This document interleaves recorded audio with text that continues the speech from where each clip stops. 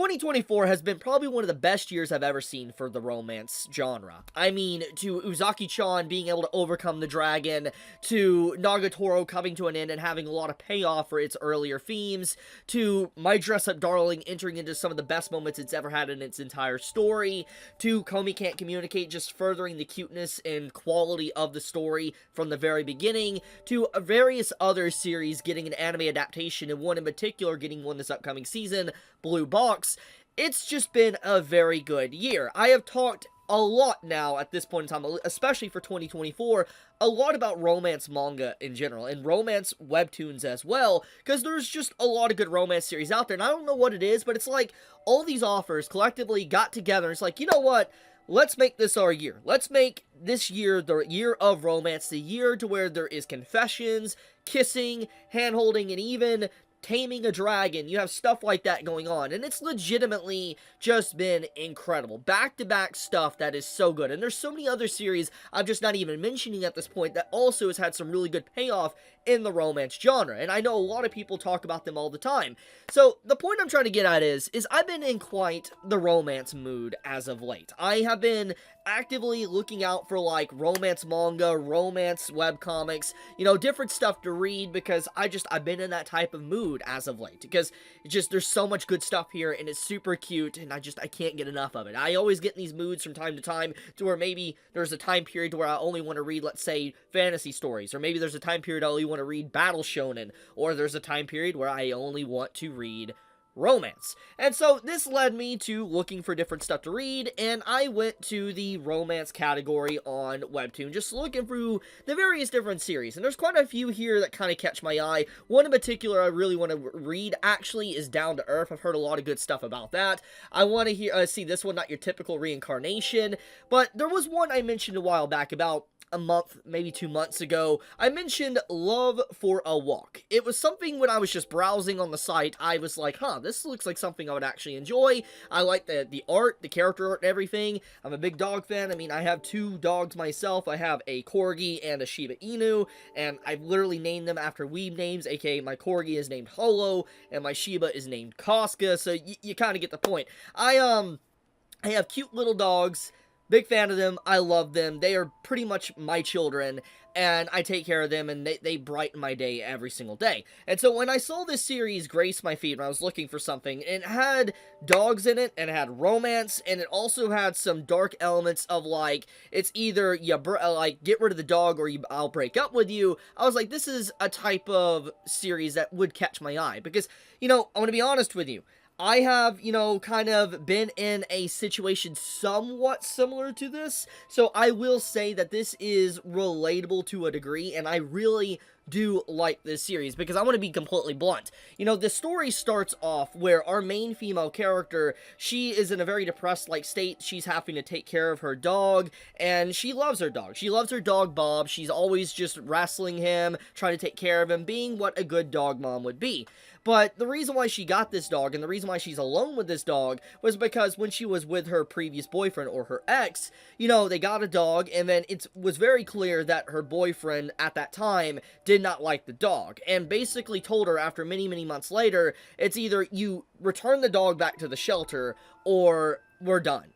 And obviously, she made a very good counterpoint. She's like, we adopted this animal from the shelter. We can't just, like, turn our back on our responsibilities because it's tough and he's not listening. And she brings up a really good solid point. It's like, if you have a child, just because the child's misbehaving or not listening or whatever doesn't mean you can throw the child away.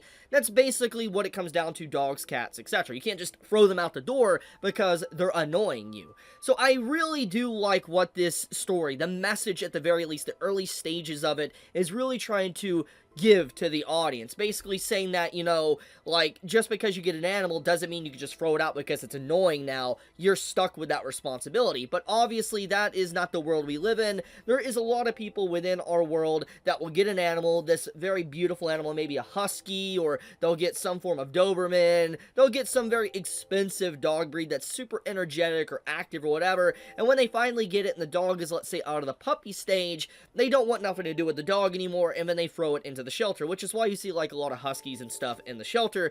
It's a very sad circumstance. So everything about this story when it comes to this romance is kind of building up like the interaction of how a couple deals with day-to-day life while also having an animal.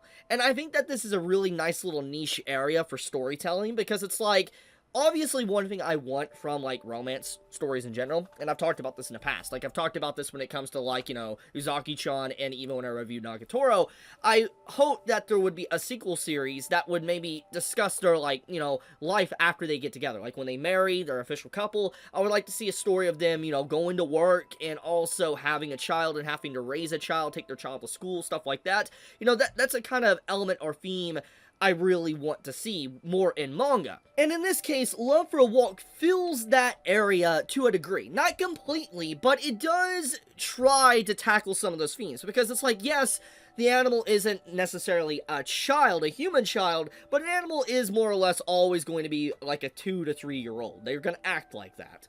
And so the main characters, our male and female character, they are adults. They're not in high school, nothing like that. They are straight up adults. The main male character, he is a bartender. He literally works at night as a bartender. And our main female character, she is someone that works an office job as well in the middle of the day. And they both have dogs. You have the guy, he has basically a little cutesy dog, and then you have our main female character, she has a giant Doberman. And it's so funny, because it's like, I don't know what it is, I've come to realize this over the years since I had my first dog, Casca, that for some reason a lot of guys always get very small dogs. I don't know what that is. Like, I feel like I really am a walking cliche, but a lot of guys, if they get a dog, it's a small dog. It's not a big dog, it's a small dog. While you have girls, they always get these giant, massive dogs.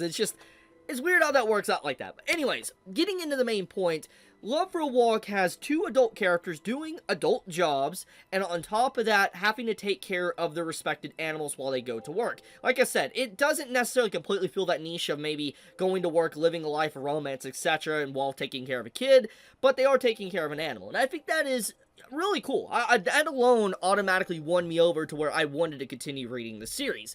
But also, we gotta get into the main fact. How is the romance? You know, obviously, if someone's gonna dive into a romance series, is the romance good? Well, take a look for yourself. I mean, the artwork is incredible, it's cute, it's funny, and I especially love the way the paneling is done within this webtoon. It's really good, actually. It's a very unique little, I guess, design of the paneling and stuff. It's definitely a lot more expressive than the standard place a picture and then, you know, go down to the next picture. I just love how it's, like, constantly changing. I love the perspective shots, and also the colors and line work is super amazing for this series. I mean, just take a look really quick. You could just see it for yourself. But, anyways, all I'm trying to say is if you're someone that has, like, a missing piece in your heart, because obviously some series have come to an end or they're on hiatus or whatever, check out Love for a Walk. It's pretty good. I'll have a link in the description for you to check it out for yourself. I have not caught up with it, so I can't say how it's going to be later on, but so far, it's super cute, super adorable, and I know for a fact if anyone enjoys Nagatoro or Uzaki and stuff, you're probably going to fall in love with this one. Anyways, be safe, stay healthy, love you guys, Chibi out.